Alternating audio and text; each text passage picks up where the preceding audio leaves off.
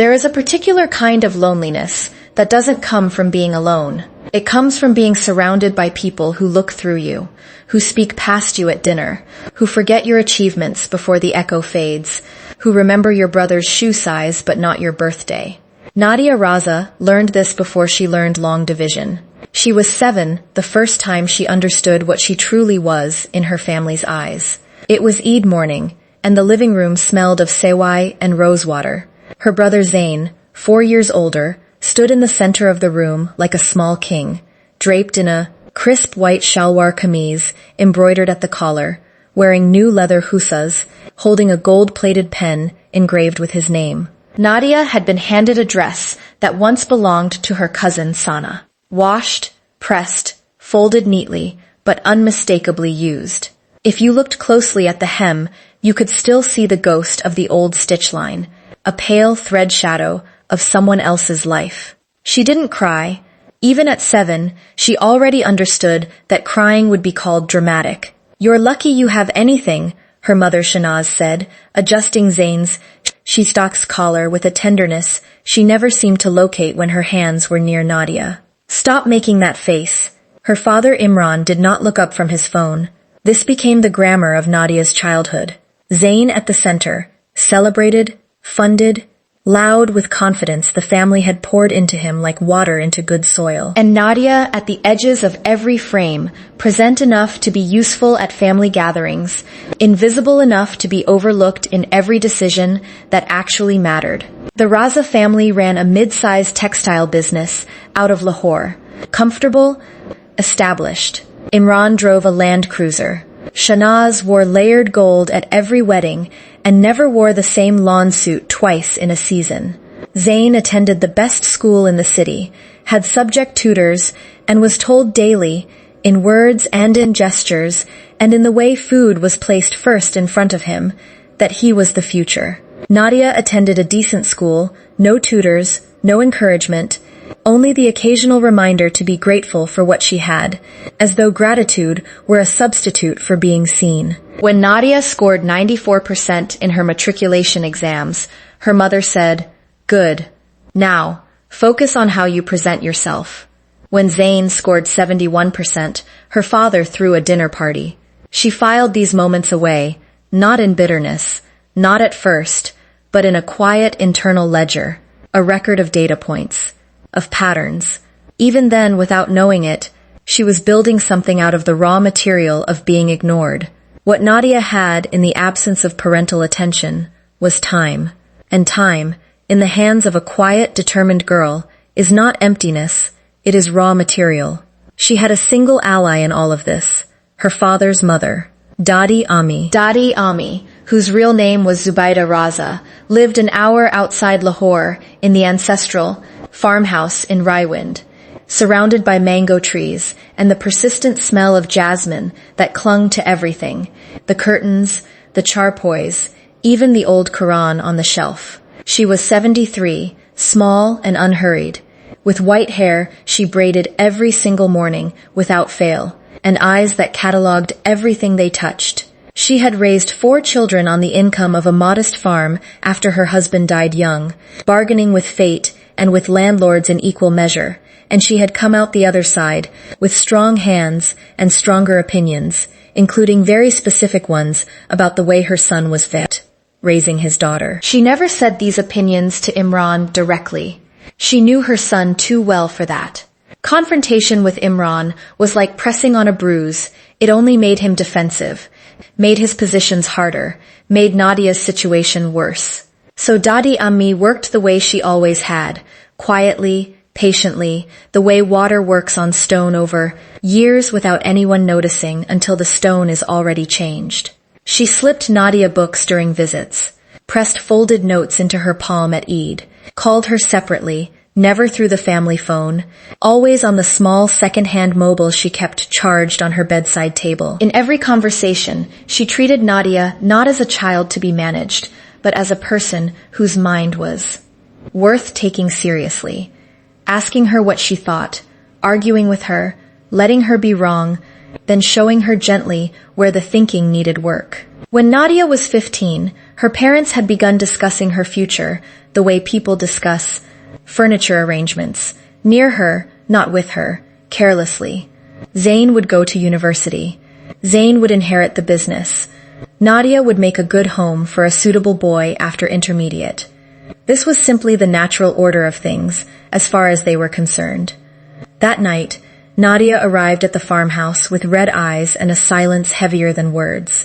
Daddy Ammi made chai without being asked, sat beside her on the charpoy in the courtyard under a sky thick with stars, and listened for 2 full hours without once trying to fix or minimize or redirect.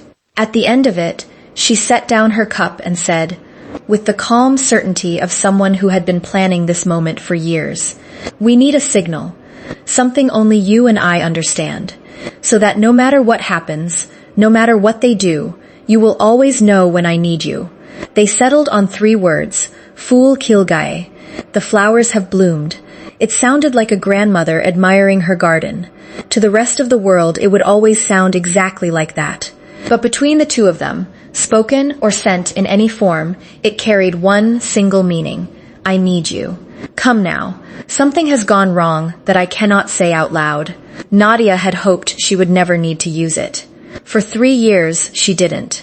Then, on one ordinary Tuesday morning, her phone buzzed with a voice note from Daddy Ammi, cheerful, unhurried, talking about the mango harvest and the neighbor's new goat. And buried near the end, so naturally placed that anyone else would have smiled and moved on, came those 3 words. Fool Hilgai. Nadia was already reaching for her keys before the message finished playing. She did not act immediately. That was the first thing people would later misunderstand about Nadia Raza. They would assume the reckoning was impulsive, emotional, the reaction of a wounded girl finally pushed too far. It was none of those things. It was the most deliberate thing she had ever done. She spent 3 weeks after the farmhouse visit moving quietly. She met with Daddy Ammi's lawyer twice, then hired her own, a woman named Sana Mir who had a reputation for being unhurried and absolutely immovable. She gathered documents. She made phone calls. She organized, in careful sequence, every piece of the life she had been building in the margins of her family's indifference. The freelance financial consulting work she had been doing under a registered business name for 2 years, the savings account her parents did not know existed, the clients she had quietly accumulated while they were busy deciding her future for her. She also waited for her parents to make one more move. They did not disappoint. On a Friday evening, her father called a family dinner, the formal kind, with the good dishes brought out and the tone in his voice that meant he had already decided something and was now going to present it as a conversation. Zayn arrived with his easy confidence, sitting at the right hand of their father like a crown prince settling into his inheritance. Shanaz had cooked everything herself, which she only did when she wanted the evening to feel like a gift. Imran cleared his throat and began. There were plans, he said. Expansion plans. The business was ready to grow, and Zayn was ready to lead that growth. The ancestral land in Raiwind would be developed, sold to a housing scheme, the profit reinvested. Daddy Ammi, he added carefully, had agreed. It was all settled. He looked around the table with the satisfaction of a man who believes the story belongs to him. Nadia let him finish. She set down her water glass without sound. Then she said, quietly and without any particular drama, Daddy Ammi didn't agree. And the land isn't yours to sell. The silence that followed was the kind that changes rooms permanently. She placed the folder on the table, the same folder she had closed at the farmhouse 3 weeks as, now opened at exactly the right moment. Sana Mir, who had been waiting in the car outside, received a single text from Nadia and walked through the front door 30 seconds later, composed and carrying her own documents, introducing herself to the table in the calm, professional tone of someone who has delivered difficult truths to difficult people many times before and found it entirely manageable. What happened next was not a scene. Nadia had specifically decided there would be no scene. No raised voices from her side, no tears, no speech about 15 years of being overlooked. because she understood something her parents did not, which was that grief performed in front of people who do not yet regret their actions only gives those people something to dismiss. The facts were enough. The documents were enough. Her name, printed cleanly on a legal trust, sealed and registered and entirely beyond challenge, was enough. Her father's face moved through several expressions in quick succession: confusion, then disbelief, then the particular shade of anger that belongs to people who have been caught. Not in a mistake, but in an intention. Zayn said nothing, which was perhaps the most honest thing he had done in years. Her mother looked at Nadia as though seeing her clearly for the very first time, and the look on her face was not anger. It was something closer to recognition, and recognition, Nadia had learned, is always more painful than rage. She did not take everything. That was the second thing people would misunderstand. She was not there to destroy her family. She had no interest in rubble. The land was hers and she would develop it herself, through her own company, on her own terms. The business her father had built was his, and she did not want it. What she wanted, what she had always wanted, though she had never been offered the language to say it, was simply to be seen as someone whose life had weight and direction and worth. She had stopped waiting for her parents to provide that. She had built it herself, in the dark, over 15 years of deliberate and quiet work.